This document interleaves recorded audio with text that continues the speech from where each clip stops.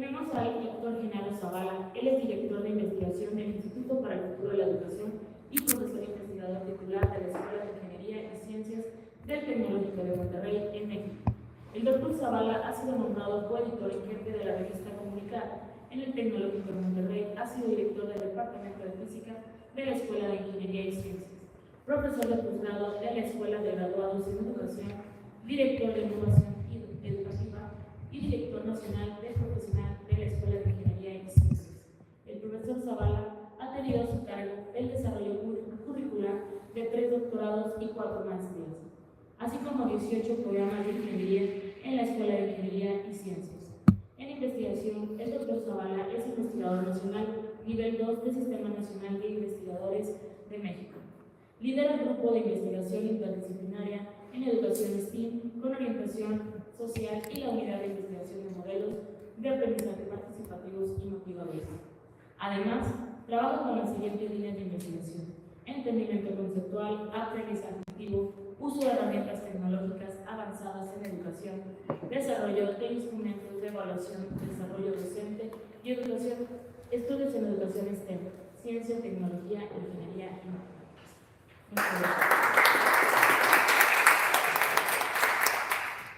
Y tenemos también la presencia del doctor Humberto Gutiérrez Pulido, profesor investigador de tiempo completo del Departamento de Matemáticas y secretario académico del Centro Universitario de Ciencias Exactas e Ingeniería de la Universidad de Guadalajara. Sus estudios son maestría y doctorado en probabilidad estadística por el Centro de Investigación en Matemáticas CINAP en Guanajuato, México. Licenciatura en Matemáticas por la Universidad de Guadalajara.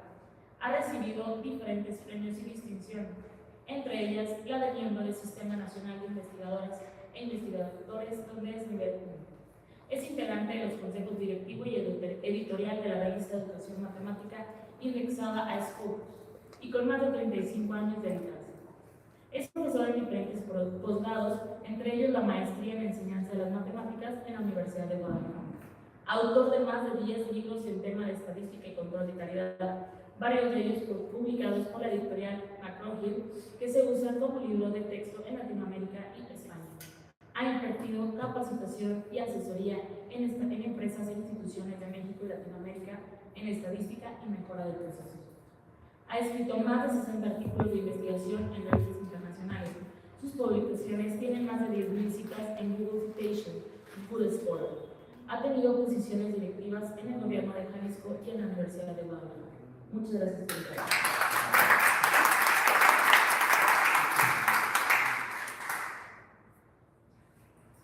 Muy bien, pues ahora sí, el quiz para ellos.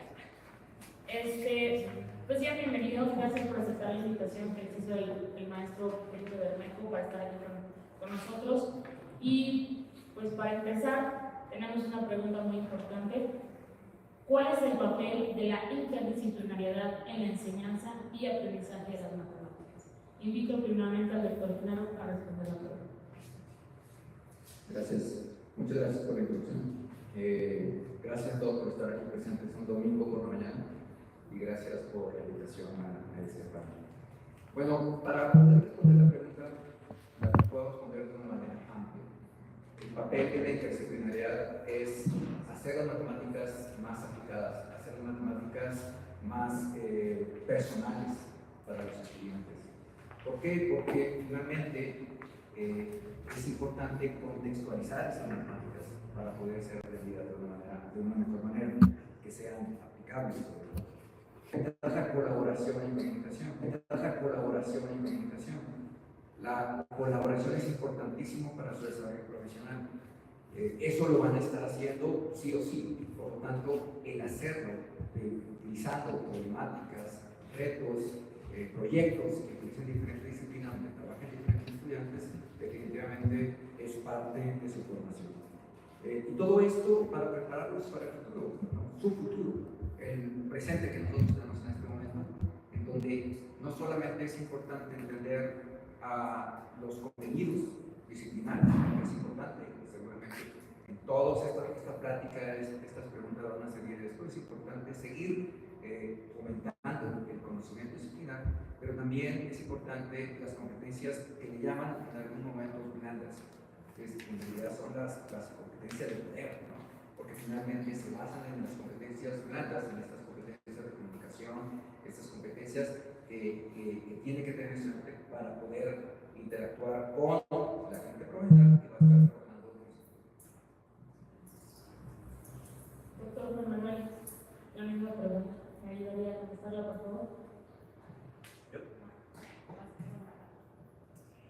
Bueno, primero que nada, Eduardo Larrea. A la noche antes de dormirse digan la palabra interdisciplinaridad 10 veces sin equivocarse.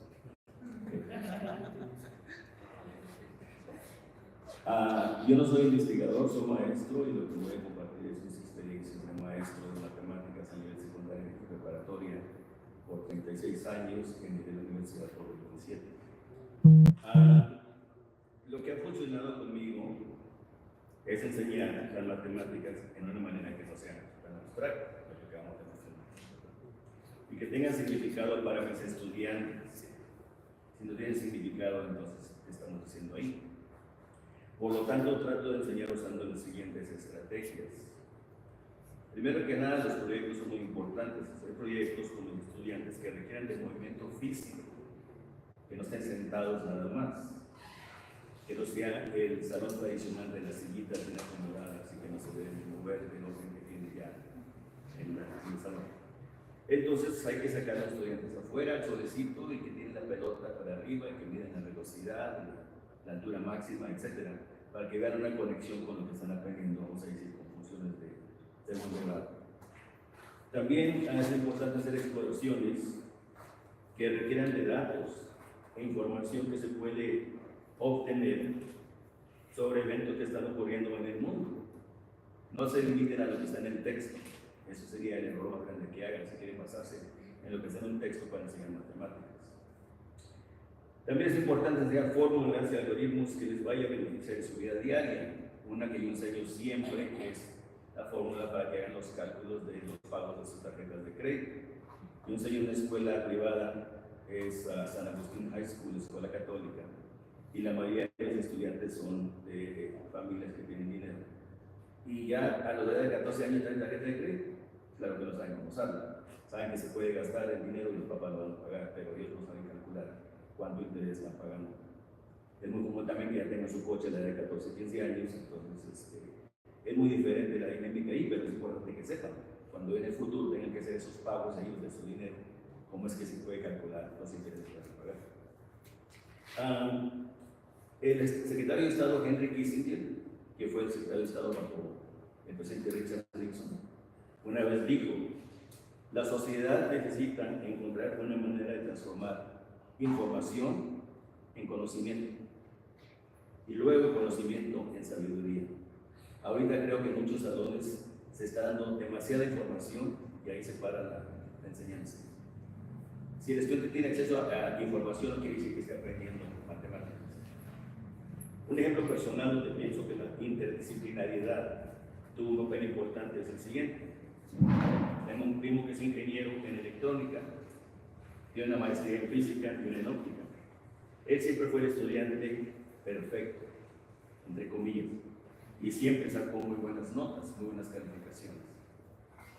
Su hermano Alex era diferente, a él no le gustaba ir a la escuela y siempre se metía en problemas, pues él no podía aprender en la forma tradicional, aprender entre comillas, porque estaba aprendiendo las cosas por su lado. Él decidió meterse en el ejército, estuvo 2 tours en Afganistán y 3 en Irak. Cuando sale del ejército, sacó un diplomado de 2 años, nada más 2 años en la universidad, 2 años. Y empezó a trabajar con la corporación Valero Corporation, que está en Corpus Christi, Texas. Y acuérdense, un diplomado de 2 años, en comparación con su hermano que tenía ingeniería y 2 maestrías. Su hermano, que es el más estudiado de la familia, gana aproximadamente $75,000 al año. Muy buen salario. Pero Alex, que era el problemático, entre comillas, gana más del doble. ¿Por qué? Porque él aprendió otras cosas. No se fue nada más por lo que estaba en el libro. Aprendió cosas que estaban fuera del campo de las matemáticas o de lo que le querían enseñar de forma tradicional. Entonces es muy importante que uno se dé cuenta de eso, que no todos los estudiantes van a querer estar ahí para empezar a aprender matemáticas. Entonces, si ven que no están aprendiendo, pues enfóquense en otra cosa. Saquen el paradigma tradicional. y que aprendan algo que puede ser de valor útil para ellos en sus vidas. Muy interesante. Alex y el hermano. Doctor Humberto, le cedo la palabra. Muchas gracias. Buenos días nuevamente. Agradecer a nuestra moderadora, la doctora Alexandra Costa, aquí que nos coordina. Yo complementaría a lo que han dicho mis colegas, que primero, formalmente, la interdisciplinariedad se refiere a la integración de diferentes disciplinas o áreas de conocimiento para abordar un problema o temas desde múltiples perspectivas. Es decir, la idea es que los problemas se aborden desde múltiples perspectivas. Entonces, la idea entonces es que en la enseñanza y aprendizaje de las matemáticas podamos abordar problemas desde múltiples perspectivas. Y yo iría un poquito atrás, preguntándonos, volviéndonos a preguntar, ¿por qué enseñamos matemáticas? Y yo diría, eso va de la mano y quizás lo podamos comprender mejor. ¿Por qué enseñamos una lengua o dos lenguas? A veces, es decir, para expresarnos. Resulta que la matemática es, por excelencia, el lenguaje de la ciencia y la tecnología que busca razonar y generar conocimiento en forma sistemática. Es decir, en forma resumida siempre nos gusta decir a los matemáticos, para sentirnos cómodos, que la matemática es el lenguaje de la ciencia. Pero luego los físicos nos dicen, cierto, la física es la ciencia más general. Y luego, por ejemplo, los ingenieros químicos, me encuentro una definición muy interesante de ellos, dicen, ¿sí? Lo dicen así sin rubor, lo dicen. Y recuerden, ser ingeniero químico es resolver los problemas que otros ingenieros no pueden. Ese tamaño, ¿no? Es decir, y eso tiene que ver por el origen. Pero regresando a esto, la lengua, efectivamente la matemática es el lenguaje de la ciencia. Y entonces, cuando nosotros estamos enseñando a nuestros alumnos matemáticas, lo que les estamos enseñando es cómo aprender de forma consistente, de forma lógica, cómo no dejarse llevar por falacias fácilmente, cómo 2 más 2 es 4. Es decir, que ellos aprendan ese tipo de cosas, que hay reglas en el mundo, que hay cosas demostradas, es importante para ellos. Pero si nosotros enseñamos la matemática solo con reglas y algoritmos, es como enseñar el idioma solo con reglas y algoritmos. Acuérdense qué difícil es aprender el idioma con los distintos tiempos verbales. O sea, eso es bien complicado. Y claro que si uno aprende bien el idioma con sus reglas, pero además lo aprende hablando, pues vas a hacer, y además lo aprendes leyendo, lo aprendes haciendo, etc. Vas a tener un mejor dominio del idioma. Entonces, ¿cuál es el reto que tenemos con la matemática? Como ciudadano necesita la matemática, absolutamente. O sea, no puedes vivir en este mundo, claro que puedes vivir, pero no puedes ser un ciudadano más o menos en una buena circunstancia si tú no tienes un pensamiento matemático. Y eso son cosas bien sencillas. Les cuento una experiencia. Hace semanas fui a un domingo, por cierto, a una tienda, y estaba un chico que le dieron bolsas de 5 kilos era cemento blanco, una cosa por el estilo, ¿no? Y eran 3 o 2 bolsas de 5 kilos. Y dice, pues ya llevo como 20 kilos, ¿verdad? Si el chico no sabía matemáticas.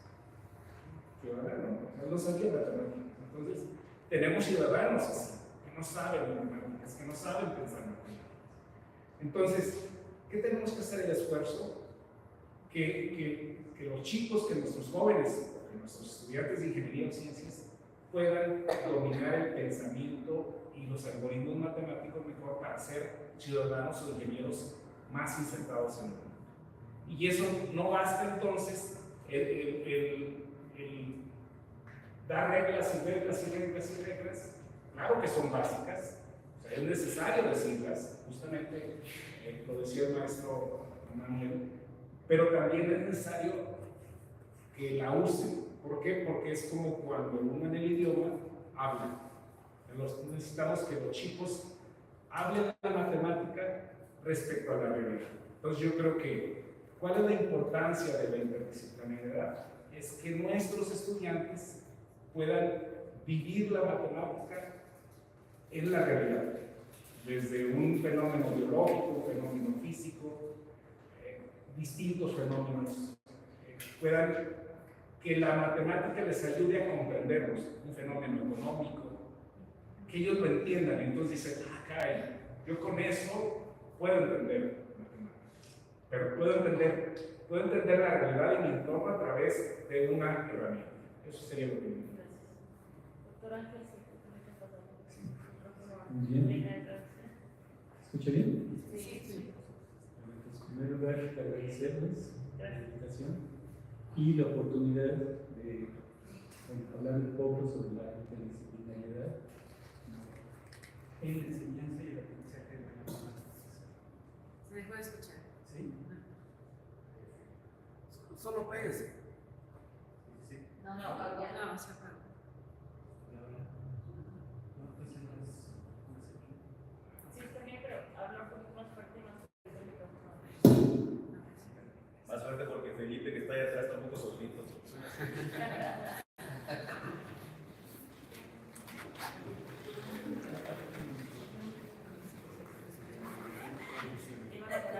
Además, el micrófono lo escuchamos. ¿Verdad? Lo escuchamos el micrófono. Ah, sí, también. Sí. No hay batería.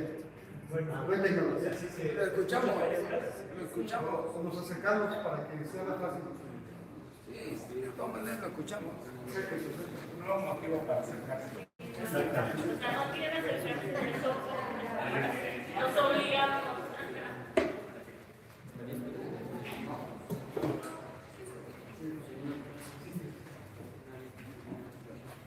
Bueno, como les decía, pues agradecer a los organizadores, a Felipe,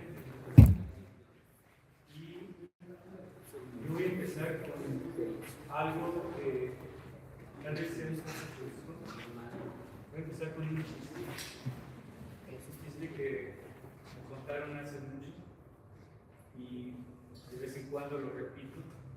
Creo que es una ocasión propicia para contar.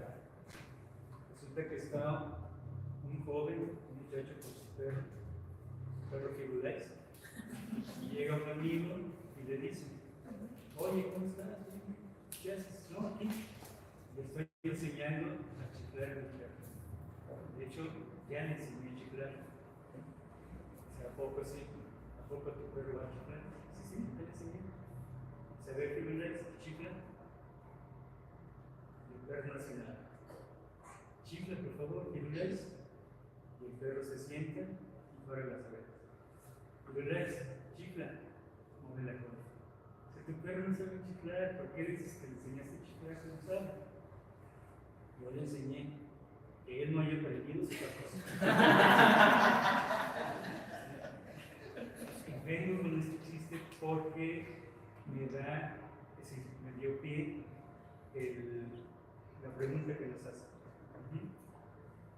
La interdisciplinariedad es la enseñanza y el aprendizaje de las matemáticas. Hablamos de enseñanza de la matemática. Y tenemos nosotros una esperanza que los estudiantes aprendan, pero tenemos certeza de que están aprendiendo. Y luego, ¿cómo medimos? ¿Cómo medimos ese conocimiento? ¿Se puede medir? Yo creo que son reflexiones que tendríamos que hacer cuando hablamos de la matemática y de la educación matemática. Yo hablaría más bien del aprendizaje. ¿Sí? Hay cosas que nos enseñan algo, pero muchas de esas cosas, situaciones, nos enseñan algo sin la intención de enseñar necesidad. Y en la escuela nosotros enseñamos con la esperanza de que aprendan. ¿Por qué no poner las condiciones para que el estudiante aprenda? Algo así como lo que decía el secundario. ¿Sí? Darles las herramientas, ¿sí?, para que ellos aprendan y no enseñárselas. ¿Sí? Esa es una de las cosas que quería comunicarles. La otra tiene que ver con las matemáticas. ¿Sí? El profesor Humberto habla de la matemática, los profesores hablan de las matemáticas. Mi pregunta es: ¿qué son las matemáticas? Hay veces que usamos de los términos intercambiablemente, la matemática o las matemáticas. Cuando pregunto, es que es la matemática si hablas en general, y son las matemáticas si hablamos de las ramas. Y esto me lleva un poco a la pregunta: ¿por qué hablar de interdisciplinariedad? ¿Sí? ¿Por qué tenemos esa necesidad? Tiene que ver con esta compartimentación de conocimiento. Es de estar cada vez haciéndolo más especializado, separado, independiente uno de otro. ¿Sí? En la misma matemática. Si hablamos de álgebra, yo no puedo hablar de geometría lineal. Si hablamos de topología, yo no puedo hablar de cálculo, porque son independientes. Los muchachos así lo entienden, porque lo hemos separado. ¿Sí? Si vemos las fronteras entre una rama y la otra, están difuminadas. Llega un momento en que no sabemos si estamos en una o estamos en otra de las ramas. ¿Sí? Se habla de una especie de interdisciplinariedad, de hecho, dentro de la misma matemática, cuando hablamos, por ejemplo, de geometría analítica, ¿sí?, que estamos juntando la geometría euclidiana con el álgebra. Entonces, esta necesidad de separar, de atomizar el conocimiento, hace que pensemos en la interdisciplinariedad. ¿Por qué? Porque es una necesidad que tenemos. Yo creo que lo que habría que hacer es repensar, nosotros como docentes, repensar qué es el conocimiento, cómo se transmite ese conocimiento, cómo se adquiere, ¿sí?, y cómo podemos darnos cuenta de que el estudiante está aprendiendo. Bueno, yo lo dejo aquí y al rato seguimos.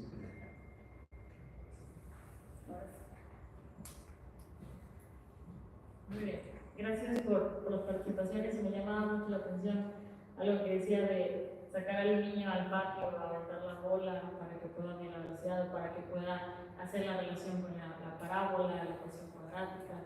Hablábamos de lo abstracto, hablábamos de los diferentes, el ejemplo, cómo hemos separado las materias como si estuvieran peleadas, y en realidad es un seguimiento, y por eso lo estamos preparando, ¿no? Poco a poco ir diciendo para llegar a lo mejor lo más complicado del bachillerato, que es el cálculo diferencial, el cálculo integral, y todo lo que aprendieron en secundaria, primaria, los primeros principios de bachillerato, para llegar a ese punto.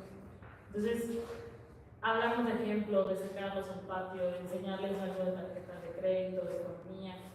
Entonces, hablamos de buscar un aprendizaje significativo en el alumno. La siguiente pregunta es: ¿cómo lograr ese aprendizaje significativo y funcional a partir de la enseñanza de las matemáticas, de la interdisciplinaridad? Ahorita me puse en mi mente 10 veces interdisciplinaridad. Ya me salió, no le batallé. Y bueno, como me puso la tarea el maestro Juan Manuel, lo voy a invitar a que me conteste primero la pregunta.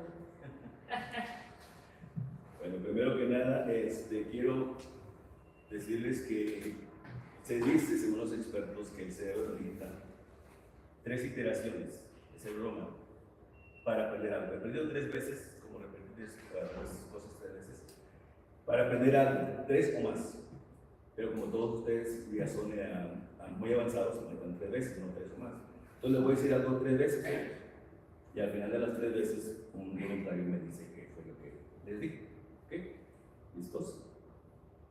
Ohayo gozaimasu, iyo tenki desu ne, mou kohi o nomimashite ka? Esa es una. Ohayo gozaimasu, iyo tenki desu ne, mou kohi o nomimashite ka? Dos. Ohayo gozaimasu, iyo tenki desu ne, mou kohi o nomimashite ka? ¿Quién me lo puede decir? Es lo que hacemos en matemáticas. Repetimos algo, ya te dije como 10 veces la fórmula general y tanto te la puedes aprender. Pues mientras no haya contexto, ¿cómo la van a aprender? Y nomás repetirla no sirve de nada. Hay estudiantes que tienen una memoria tremenda, una memoria que todos se lo aprenden, pero ¿para qué sirve? ¿Quién sabe? Es como cuando un estudiante aprende la definición de democracia y te dice la definición. Si ahora explícame después 2 palabras que democracia. No, eso no viene en el libro, ¿verdad? Entonces, lo que quiero compartir sobre esta pregunta es lo siguiente. Tengo una conocida, la doctora Sara de la Garza, en la Universidad de Texas Tech en Lubbock. Dice que el objetivo principal de enseñar matemáticas es que los estudiantes puedan aplicar lo que aprenden,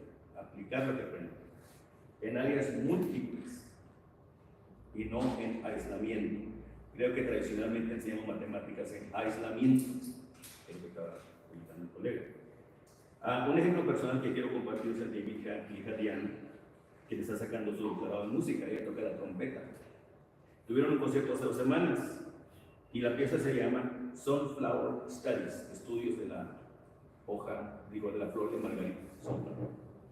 Y la compositora de esa sinfonía estaba presente y explicó que a ella le fascina la flor margarita por el movimiento que tiene a través del día y cómo es que la luz del sol afecta el movimiento.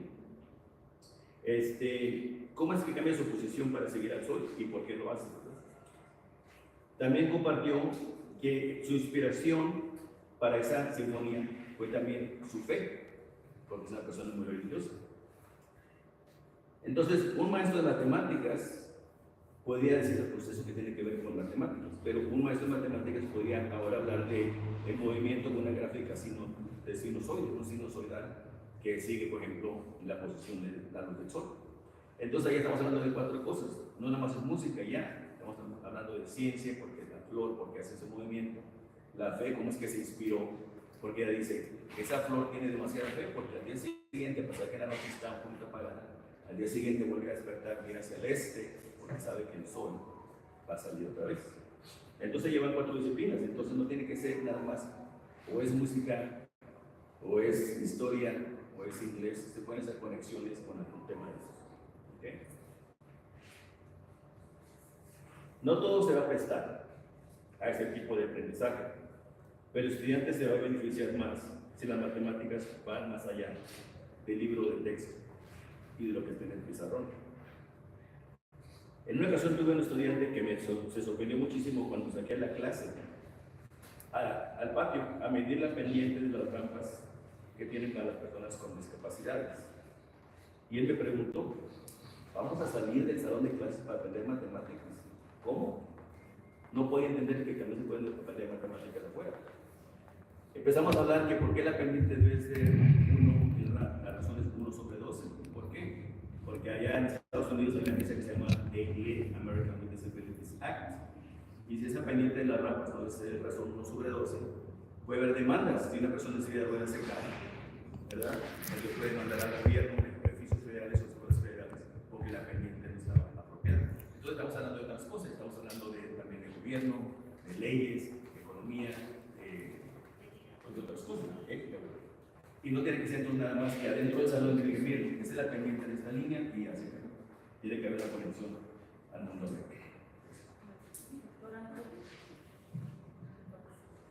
Gracias. Bueno, aprendizaje significativo y funcional. Si pregunto qué se entiende por un aprendizaje significativo, ¿qué me responde? ¿Que signifique algo? Sí, en alguna ocasión, en un trabajo de tesis de maestría, se hablaba de medir el conocimiento de los estudiantes a través del promedio que sacaron en un cierto examen. Después, esa era una especie de pretexto. Después hicieron una intervención, aplicaron el mismo examen y los muchachos sacaron un mayor promedio. Entonces, la conclusión de las estudiantes, eran 3, fue que como subió el promedio y ahora el promedio llegó de 8, entonces habían adquirido un aprendizaje significativo. Yo les pregunté qué es un aprendizaje significativo. Y la pregunta fue, bueno, es un aprendizaje que se queda, que no se olvida. ¿Y cómo saben que no se va a olvidar si tienen solamente un momento y vivieron eso? Entonces aquí la pregunta es si estamos entendiendo todos lo mismo por aprendizaje significativo y por aprendizaje funcional, algo que nos funciona, ¿no? Y por aprendizaje funcional, yo puedo pensar, por ejemplo, que si yo me aprendo de memoria ciertas fórmulas, cierto conocimiento que van a preguntar en el examen, ese es un conocimiento funcional porque me va a funcionar para pasar. Y una vez que funcionó, lo desecho.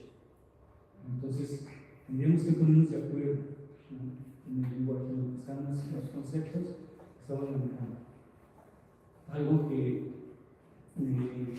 me hace pensar es que tenemos muchos conceptos, es decir, el mismo concepto y muchas excepciones, ¿no? Y un aprendizaje significativo, creo yo, se adquiere cuando tenemos algo, un referente, al cual hacemos para darle significado al conocimiento, ¿sí? Y se habla de varias formas de adquirir significado, ¿no? Se habla de pensamiento matemático, por ejemplo, se habla de un pensamiento analítico, y se hablaba de un pensamiento crítico, un pensamiento científico, un pensamiento creativo, ¿no? Y según puedo entender, cuando hacemos ciencia, estamos hablando de un pensamiento científico. Cuando hacemos arte, de un pensamiento creativo.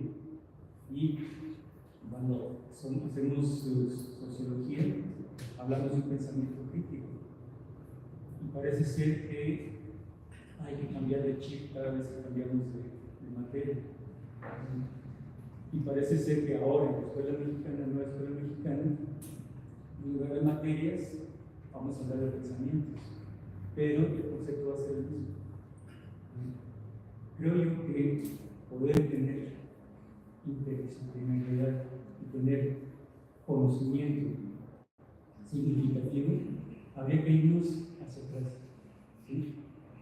En lugar de hablar de una multiplicidad de pensamientos, yo hablaría de un pensamiento reflexivo, en los términos del pedagogo y filósofo Dungier, ¿sí?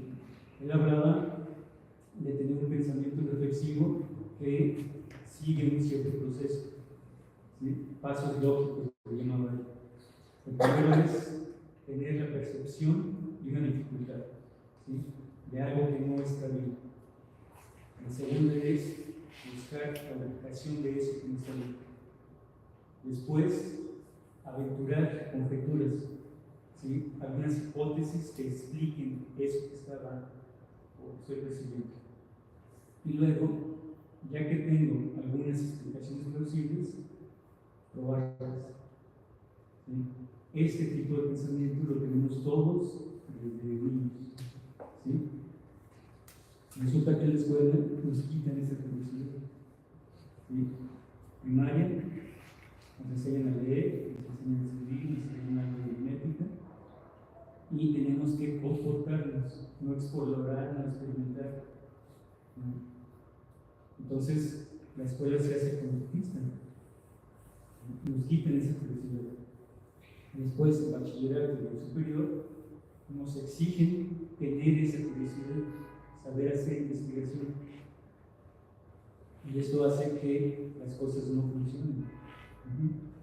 Creo yo que lo que necesitamos hacer es repensar nuestra docencia, ¿no?, irnos a las raíces. Voy a citar 2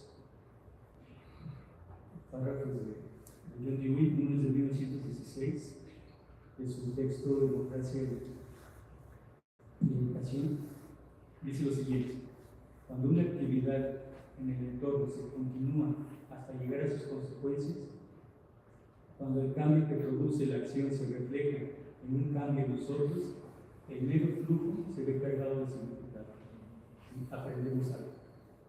Quiere decir que lo que hay que hacer es pensar y llegar hasta las últimas consecuencias. Esto puede llevarnos a lo que llaman un pensamiento crítico, pero un pensamiento crítico no es parte de este pensamiento reflexivo. El pensamiento reflexivo lo que hace es hacernos críticos y actuar en consecuencia o callarnos, dependiendo de esas consecuencias. Eso también es ser crítico, ¿no? Entonces, el pensamiento reflexivo actúa en nuestras, o influye en nuestras acciones. La otra cita tiene que ver con el carácter social del ser humano. El hombre es naturalmente un ser que vive en asociación con otros y comunidades que poseen lenguaje y por tanto disfrutan de una cultura transmitida. La indagación es un tipo de actividad condicionada socialmente y con consecuencias en la cultura. Y creo que tendríamos que pensar en este tipo de cosas, ¿sí? Y pensar en si nosotros, docentes, tenemos este pensamiento reflexivo y si lo ponemos en juego. ¿Sí? Gracias. Gracias.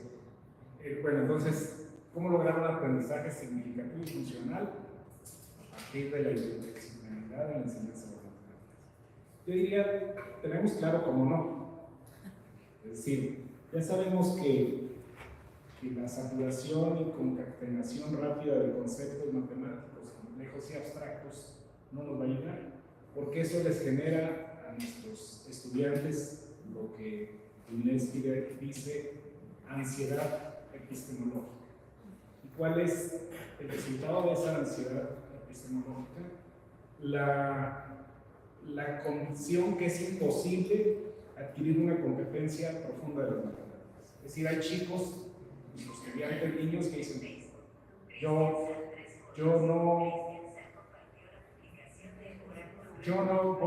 no me gustan, no puedo con las matemáticas. Eso rápido lo logran. ¿Por qué?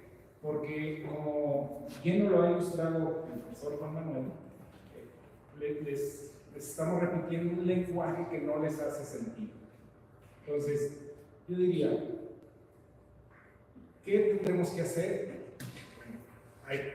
Hay muchas buenas propuestas y mucho trabajo desarrollado. Por ejemplo, yo en una exploración rápida en los Scopus encontré 145 artículos de investigación en cuyo título estaba la palabra matemáticas e interdisciplinaridad, en inglés. Entonces, es decir, hay muchas propuestas de cómo lograr ese aprendizaje a partir de la interdisciplina. Y lo que tenemos que tratar de hacer es, esto implica integrar otras áreas del conocimiento. ¿Para qué? Para fortalecer, en este caso, el aprendizaje de la matemática. Y bueno, ya lo sabemos que si nosotros generamos proyectos interdisciplinarios, es decir, que requieran otras disciplinas para su comprensión, que pongan en juego otros conocimientos del estudiante. O sea, si el estudiante sabe cosas de la biología, de la química, del mundo, del contexto en el que vive, y ahí insertamos la matemática, va a ser más fácil que le haga sentido y pueda entender que la matemática le ayuda a funcionar en el mundo. Problemas del mundo real, muchos problemas del mundo real. Efectivamente, el ciudadano en general, cuando tú le das, oye, me voy a hacer un préstamo con una tasa del 2% mensual, no le da significado. O sea, es como si le dijeras, nada, si no tienes tu pensamiento matemático desarrollado, eso es nada. Y quisiera decir otra cosa. A ver, yo sigo otra vez con la idea del aprendizaje de un idioma y el aprendizaje de la matemática. La angustia o los momentos el trabajo más desagradable, voy a ponerlo, como profesor de matemáticas, es revisar los trabajos de los estudiantes. O sea, ¿por qué? Porque cuando tú ves lo que escribieron, dices, ¿qué? Oraciones sin verbo, sin sujeto, sin predicado. O sea, con ideas aisladas, porque en realidad lo que está reflejando es su pensamiento matemático del mundo, de ese problema. Y muchas veces, en realidad también, me he encontrado con casos muy paradigmáticos de gente que se comunica extraordinariamente en forma oral, muy bien en las ideas, pero en forma escrita es incapaz de articular una idea. Es decir, porque al final de cuentas un lenguaje tienes que expresarlo en forma oral y escrita, porque la ciencia, decía alguien, si no es escrito no existe. Es decir, la ciencia está a través de la escritura. Entonces, por eso también nuestros chicos, la matemática es ante todo escrita, pero luego tengo que expresarla en forma oral. Entonces, esa dicotomía complica la propia matemática, tanto como el idioma mismo. Vean ustedes una oración de alguien que está aprendiendo un idioma, pues igual no escribe ni sujeto, ni verbo, ni predicado, sino palabras mal escritas. Entonces, en suma, además quisiera agregar que aprender y pensar requiere energía, mucha energía, consume mucha energía. Adivinen cuáles son los genes que a través de la evolución andan acá. Los genes que aprendieron a administrar bien su energía. Es decir, los que gastaban mucha energía se quedaron en la evolución. Es decir, estamos hechos para ahorrar energía. Por lo tanto, cuando un chico ve que eso se le está complicando pensar en forma natural, dice, yo ahorro energía, yo no quiero entender esto. Gracias. Gracias. Quisiera retomar un poco lo de la reflexión. Creo que es bien importante que dentro del cómo el estudiante pueda reflexionar sobre el uso de las matemáticas en el proyecto, en la estrategia que están utilizando, que sea interdisciplinar. Porque a veces los estudiantes, así como el conocimiento muchas veces se enseña por departamentos, ¿no? El estudiante también lo siente de esa manera. No, eso no es matemática, esto es física, ¿no? Y están utilizando los mismos conceptos. Me acuerdo hace muchos años, antes de que ustedes quizá estuvieran en primaria, estábamos trabajando con un nuevo curso de física allá en el TEC de Monterrey, en donde era muy revolucionario, muy innovador, ¿no? Y la verdad es que el único detalle era que enseñamos física, cinemática en particular, que era un curso introductorio de tipo remedial. Enseñamos la cinemática, que en realidad la utilizábamos como un pretexto para enseñarles cálculo a los estudiantes, ¿no?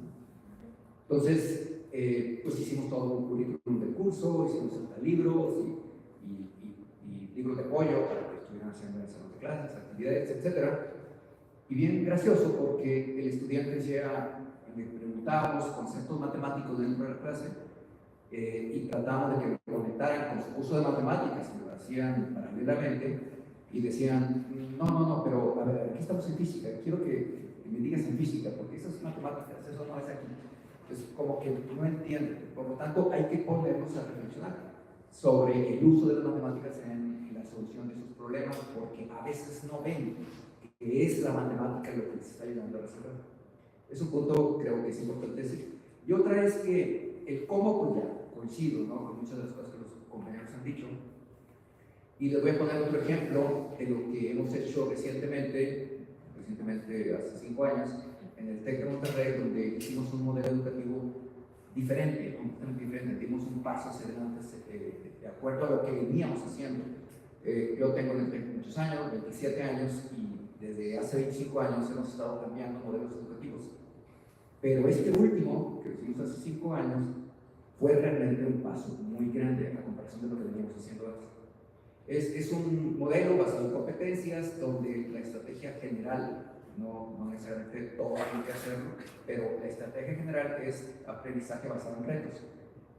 Y eso lo implementamos también en los cursos del primer año de ingeniería, en donde hicimos un curso en donde hay un reto, donde ese reto tiene que ser cercano al estudiante. Cuando hablamos de cercano, pues es cercano a su ingeniería, estamos hablando de una facultad de ingeniería. Y tenemos muchas ingenierías, bueno, hicimos áreas de las ingenierías y hicimos retos que sean pertinentes para esa área de ingeniería, las ingenierías duras, las ingenierías biológicas, esencialmente, ¿no? Entonces, el reto tenía que estar dentro de su interés profesional, eso es importante.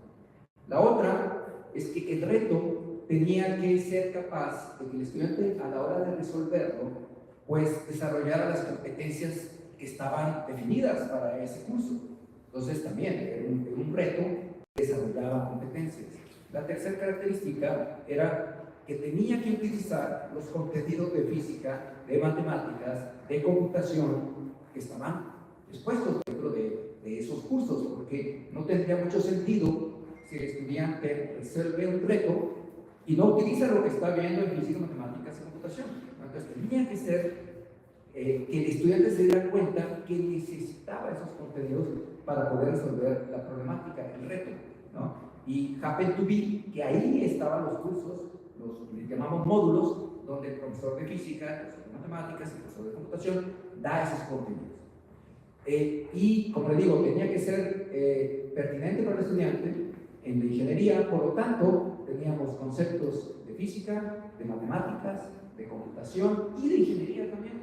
De tal manera que hay un grupo de profesores, 4 tipos de profesores, los que acabo de mencionar, que trabajan interdisciplinariamente para poder diseñar ese reto y que ayudar a los estudiantes desde la perspectiva de cada uno de ellos a resolver ese reto. Entonces es muy rico este tipo de enseñanza porque el alumno perfectamente ve que en su curso está necesitando diferentes disciplinas para poder resolver ese reto y ve para qué sirven las matemáticas en la solución de esa problemática. Entonces es una experiencia que se puede transmitir en todas las áreas. Estoy hablando a nivel universitario, primer año de la universidad. Sin embargo, esto se puede hacer dentro de la preparatoria, dentro de la secundaria, porque finalmente quizás no hablemos de un reto, vamos a hablar de un proyecto donde contenga esos contenidos, que sean pertinentes, porque es importantísimo que sea pertinente para el estudiante resolverlo, ¿sí? Y en la universidad, bueno, estación de ingeniería, la pertinencia tenía que ver con su ámbito profesional, pero en la preparatoria y secundaria a lo mejor puede ser pertinente de un problema de la comunidad, ¿no? Donde pueda resolver el problema que le interesa al estudiante por eso. Ese sería un poco de todo. Muy interesante el texto, el paso adelante. Y sí, ¿no? La importancia de poder relacionarlos. Típico de la primera, ¿esto de qué me sirve, no? Entonces, es que matemáticas está en todas las cosas que haces día a día, pero nada más lo dejamos ahí, ¿no? Y no damos el cómo relacionarlo con la física, con la teoría, con la química, con la economía. Entonces, ellos nada más dicen, pues que sí, todo, pero en realidad no profundizamos en esa parte de la explicación completa o dar la contextualización correcta y que se logre el aprendizaje significativo. Ya nos platicaban acerca del papel, ya hablamos de matemáticas abstractas, ya hablamos de las diferentes disciplinas, ya mencionaron cómo se puede lograr, pero ahora sí lo importante y lo que nos interesa a los docentes principalmente, que estamos frente al grupo, ¿qué estrategias y herramientas recomiendan ustedes para que los docentes apliquen en la práctica la interdisciplinariedad con las matemáticas, particularmente ahora en el contexto del uso de las tecnologías, que mencionaba cómo se relacionaba la informática? Ahorita vamos a enfocarnos en el contexto del uso de las tecnologías, estrategias y herramientas. Doctor Humberto, por favor. Gracias. Yo en mi enseñanza soy estadístico, entonces me he dedicado a enseñar estadística, es decir, una ciencia matemática. Y partir de problemas es relativamente más fácil, sobre todo si son, por ejemplo, parte de mi ejercicio fue con ingenieros o profesionistas ya del campo. Entonces, para ellos, los problemas reales, pues, los viven diario. Partir de esos problemas siempre era muy rico, porque luego decías, ¿cómo la estadística te ayuda? Y luego les decías, mira, aquí entra el cálculo, aquí entra la geometría analítica. Para eso estudiaste geometría analítica. Y a los ingenieros les hacía mucho sentido. Entonces, ¿qué tendremos que hacer? Herramientas, bueno, ya hemos dicho, proyectos interdisciplinarios, problemas del mundo real, aprendizaje colaborativo, colaboración entre docentes, y creo que el uso de la tecnología nos ha facilitado muchas cosas, porque puedes simular, hay muchas herramientas ahora para simular los procesos mismos, lo que va a pasar, es decir, el generar distintos escenarios, eso nos ayuda mucho. Y yo en particular, como docente, por ejemplo, yo he estado usando mucho Copilot. Ya ven que es la inteligencia artificial de Microsoft Office, que esta además tiene la ventaja, la he usado para dos cosas: para programación en código, o sea, digo, oye, quiero hacer esta tarea, dame el código, yo programo en R, dame el código en R, ¿no? Con mucho gusto. Yo sé programar en R, entonces me hace mucho sentido. Ya no tengo, ¿cómo hacía eso antes? Andar buscando la función o el paquete que te hacía eso. Eso es entonces te ahorra mucho trabajo. Y otra cosa que siempre yo invertía mucho tiempo, decía, ahora, voy a ir a dar un curso, una conferencia a nutriólogos o a gente de finanzas, ¿sí? Para buscar problemas de finanzas relacionados con eso. Horas y horas de trabajo. Ahora le vas a Copilot, a ver, dame una aplicación de regresión múltiple, de regresión logística, de lo que ustedes quieran, de cálculo, a tal área. Ahí está. No te da uno, te da varios. Y una cosa que hace Copilot, a diferencia de otras inteligencias, es que además te dice las fuentes principales que consultó. O sea, ahí tú ves el artículo. Ves el artículo que dice, la aplicación es, por ejemplo, la última que busqué, ¿no? Aplicación de la distribución logística eran temas de alimenticios. Ahí está. Y era un paper dedicado a eso. Entonces, yo creo que tenemos ya varias propuestas de cómo hacerlo y cómo la tecnología nos está ayudando a eso. Y creo que una forma también de hacerlo es colaborando. Y claro, es más trabajo porque lo más fácil pues, es seguir haciendo lo que como aprendimos, que fue pues, con catecismo, ¿no? Así es la regla y lo más fácil es eso. Pero eso cada día se complica más porque nuestros alumnos pues, están más inquietos, más distraídos, quieren ahorrar más energía.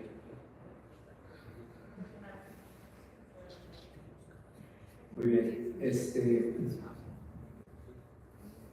Puedo mencionar también, como base en tecnología, y cuando el texto no sin embargo, me gustaría hablar un poco sobre cómo hacerlo sin el uso de la tecnología, ¿no? También se puede utilizar, también se puede trabajar personalmente. Es decir, como dice el maestro, es muy fácil enseñar, ¿no? O como el chiste, ¿no? Yo le enseñé, ¿no? Y así era, mi cátedra hace 7 años era yo le enseñé, yo preparé, ¿no? Y como yo era bien nerd, pues preparaba todo, absolutamente hasta la palabra de lo que iba a mencionar en el salón de clase, lo tenía preparado totalmente, no quería que me saliera nada más. Y bueno, enseñaba.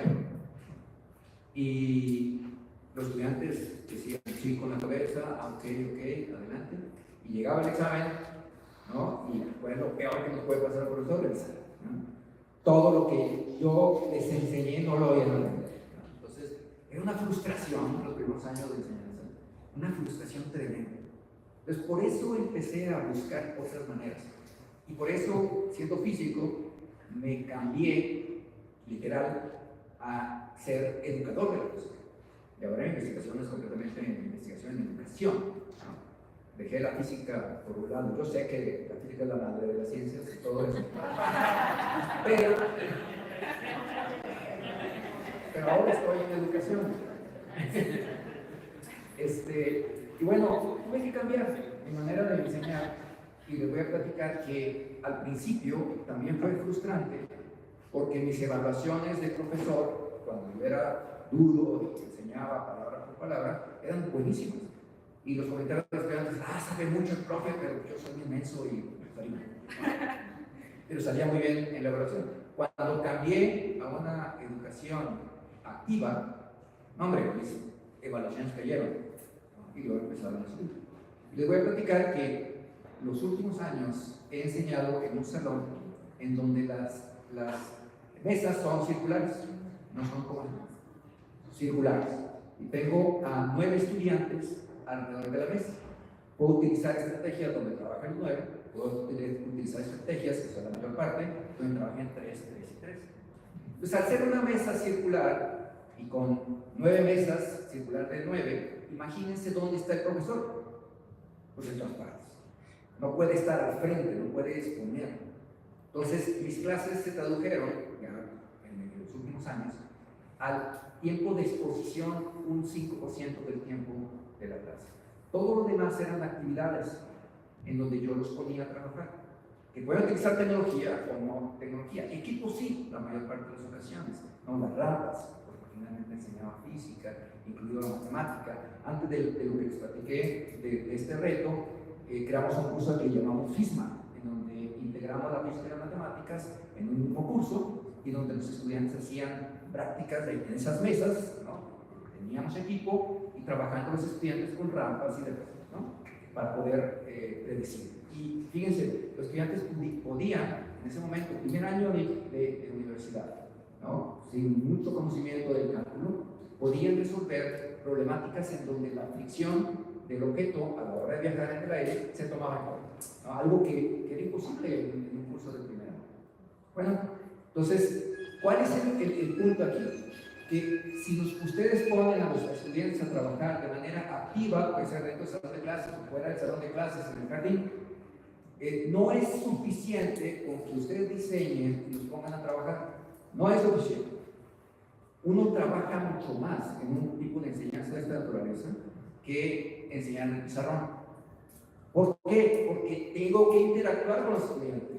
No puedo dejarlos solos, tengo que interactuar. Entonces, yo me paso mesa tras mesa, para poder interactuar con los estudiantes. Y jamás mi diálogo, siempre te van a preguntar a los estudiantes, por supuesto, ¿no? Y que el estudiante espera que le responda. Bueno, yo no le respondo, yo respondo con otra pregunta. Es decir, hago que los estudiantes puedan tratar de resolver, de entender cuál es la respuesta de su pregunta con mis preguntas, ¿no? Al principio es medio frustrante para ellos porque dicen, bueno, pero aquí estás para que nos enseñen, ¿no? A ver, bueno, los estudiantes de TEC a veces son de tú y a veces de usted está aquí para que nos enseñen, ¿no? Y sí, pero se convencen a través del tiempo de que es una buena estrategia, ¿no? Este diálogo son clases con los estudiantes, pero es muy cansado porque lo tienes que hacer, ¿no? En todo el salón de clases. Imagínense con 9 mesas, pues es complicado. Entonces, digamos, es una manera de hacerlo.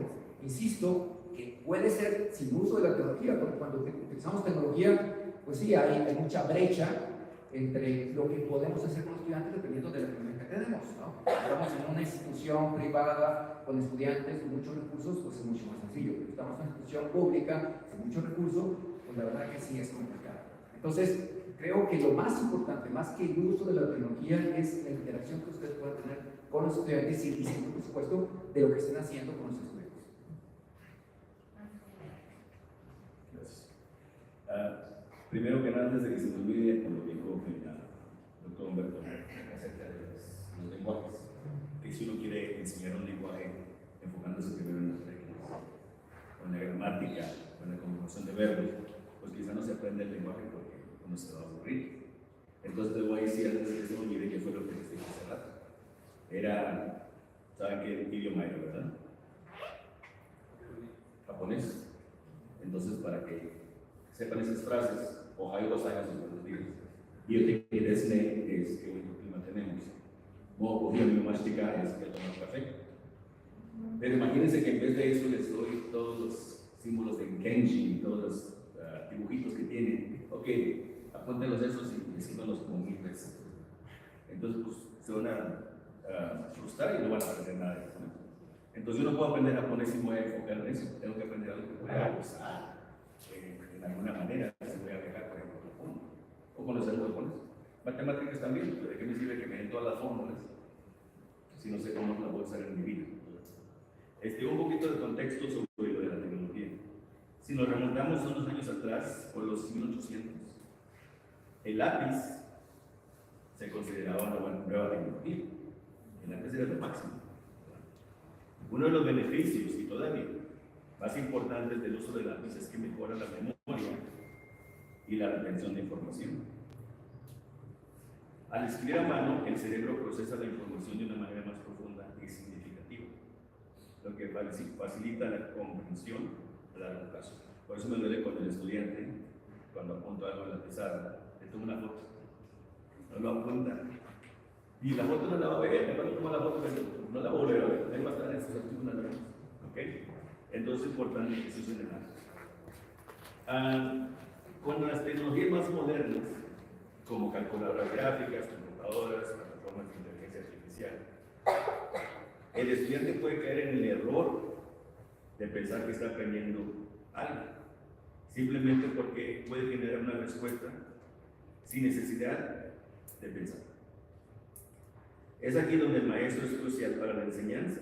Por eso es lo que dice el doctor Bernardo, que los tienen que ir caminando para que están haciendo algo y aprendiendo, es importante.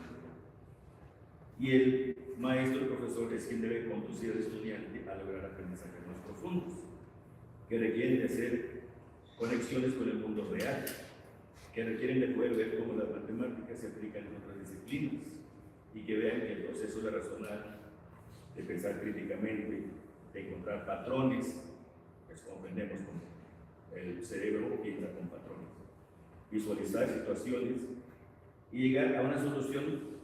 Muchas veces requiere de pensar muy profundamente y ese momento que aprender es cansado, aprender es difícil, aprender es trabajo. La tecnología es excelente, pero no puede pensar por nosotros. La tecnología debe usarse para llevar el aprendizaje más lejos de lo que podemos hacerlo de la manera tradicional. Y no va a sustituir al maestro, no creo yo. El maestro es esencial, la tecnología no es una herramienta. No piensen que el estudiante que tiene acceso a 1000 tecnologías está aprendiendo matemáticas.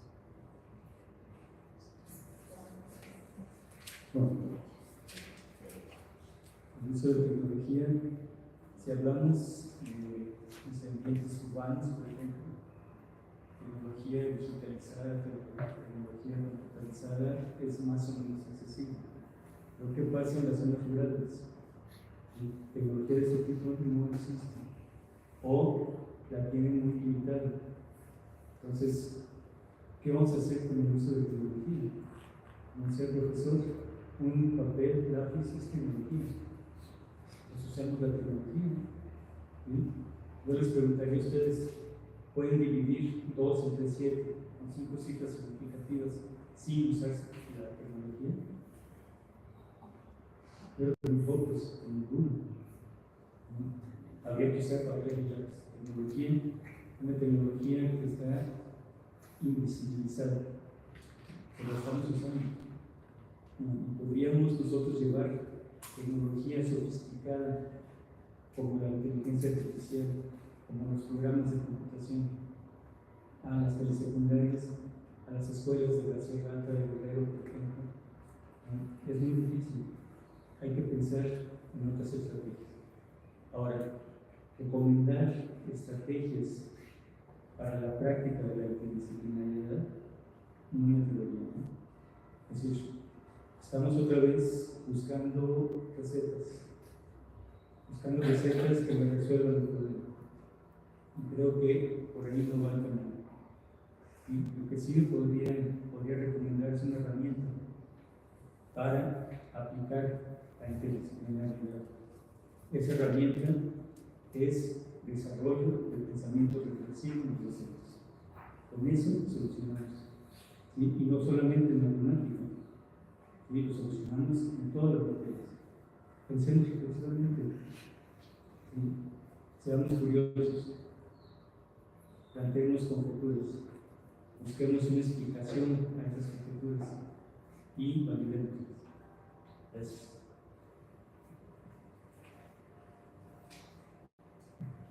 Muy bien, gracias por su participación en estas pequeñas herramientas. Ya por el tiempo vamos a ver, y esto me gusta esta pregunta, porque estamos hablando que es algo muy bueno la interdisciplinariedad, de hecho que ya el aprendizaje basado en retos, que cómo se engloban, cómo están utilizándolos para entrar a la vanguardia, innovar, el uso de tecnología, el uso del pensamiento, analizar el pensamiento crítico, reflexivo. Entonces, yo les pregunto a ustedes, ¿se podría concluir que la interdisciplinariedad es la llave para el aprendizaje de las matemáticas en la enseñanza de las nuevas generaciones? Abro la palabra a quien guste.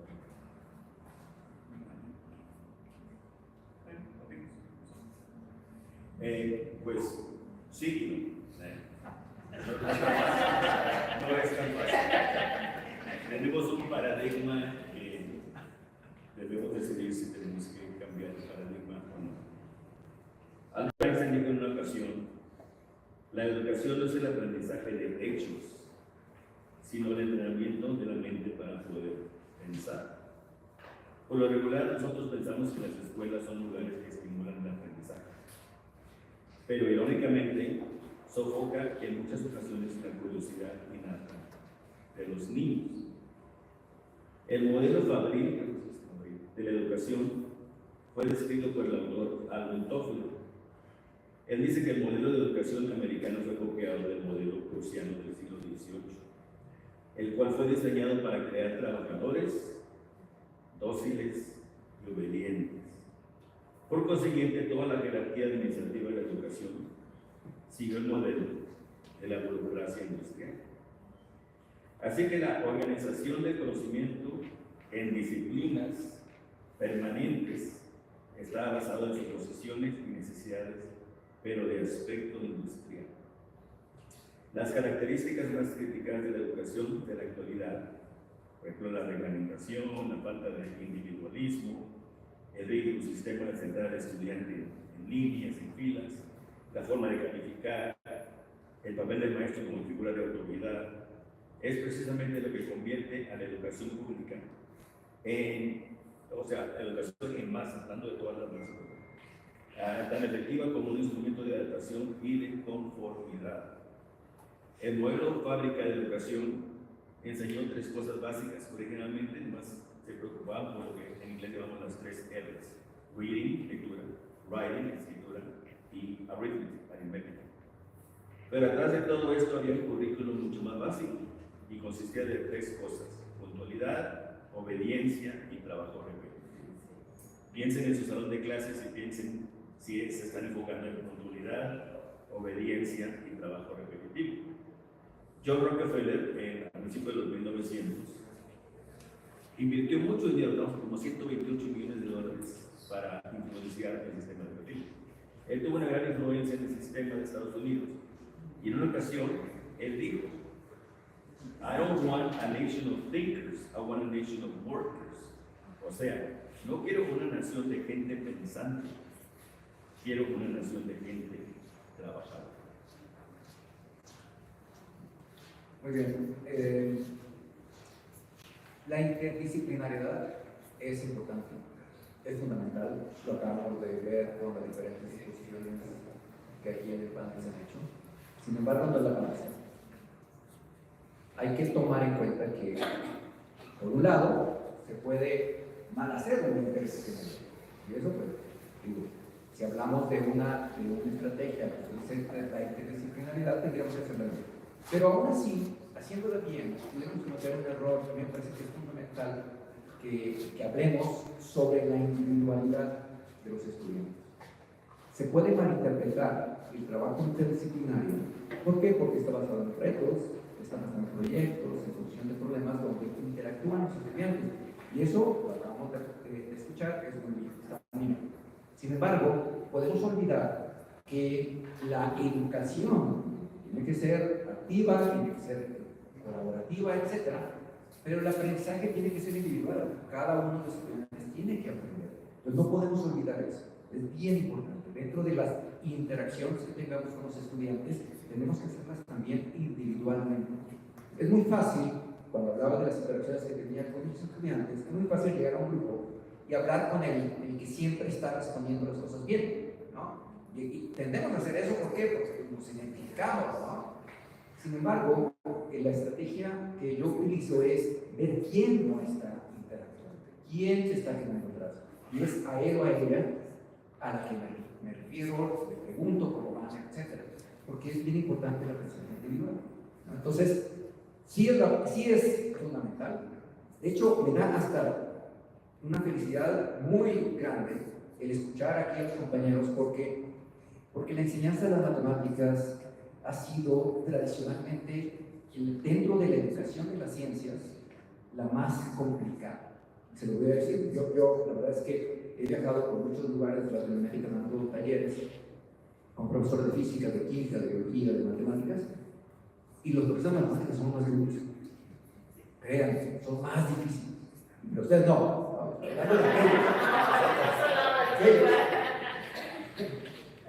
Y tiene que ver con nuestra propia educación, ¿no? La matemática siempre vista, abstracta, que no está conectada con nada. La física, como que a veces, sí, los estudiantes pueden ver cuando estudian física que hay matemáticas ahí, pues como que las otras disciplinas los hacen un poco más abiertos, pero los matemáticos no. Entonces, hay mucha felicidad estar aquí con los compañeros porque escucho cosas que antes no se escuchaban, ¿no? Y eso me da tremenda felicidad. Pero bueno, al final de cuentas, mi punto es, en este último comentario, es no olvidarse de la individualidad de los estudiantes. Brevemente yo diría, es una, no la.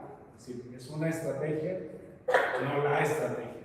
Porque luego cometemos el error de que tenemos nuestra nueva herramienta, el martillo, y a todo le queremos ver cabeza de clavo. Y entonces a todo vamos a hacer así. Tenemos otros recursos, incluyendo los tradicionales. La parte esta repetitiva es necesaria, es decir, si tú no repites, si tú no haces ciertos procesos mentales, no hay aprendizaje. Entonces, yo creo que es una estrategia valiosa que hay que incorporarla en forma continua y permanente, pero no que sea mi única estrategia de enseñanza. Bueno, así como está la pregunta, mi respuesta es contundente, no. Si le cambiamos un poco y le quitamos la última parte en la enseñanza, yo diría que sí. Es decir, se puede concluir que la interdisciplinaridad es la llave para el aprendizaje de matemáticas de las nuevas generaciones, sí. Creo yo que venimos arrastrando vicios de hace mucho, ¿sí? Cuando se cambió el nombre de la Secretaría de Educación Pública, se llamaba antes Secretaría de Instrucción Pública y Bellas Artes. Vasconcelos lo cambió a Educación Pública y su argumento fue: hemos instruido mucho a nuestro pueblo, les hemos dado instrucción, es decir, órdenes. Es hora de formarlos, es hora de educarlos. Y por eso el cambio de nombre. En esa época, lo que permeaba en toda la educación era el positivismo. Positivismo que trajo la misma barrera de Francia, ¿sí? Con todas las tesis de fondo. Este positivismo lo seguimos teniendo en nuestras escuelas. Reformas van, reformas vienen y seguimos siendo positivistas. Seguimos calificando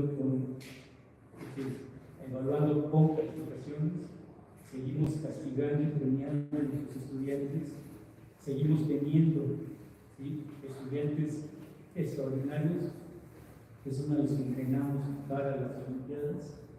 Tenemos estudiantes que no son buenos, ¿sí? Y a esos los dejamos en las escuelas públicas.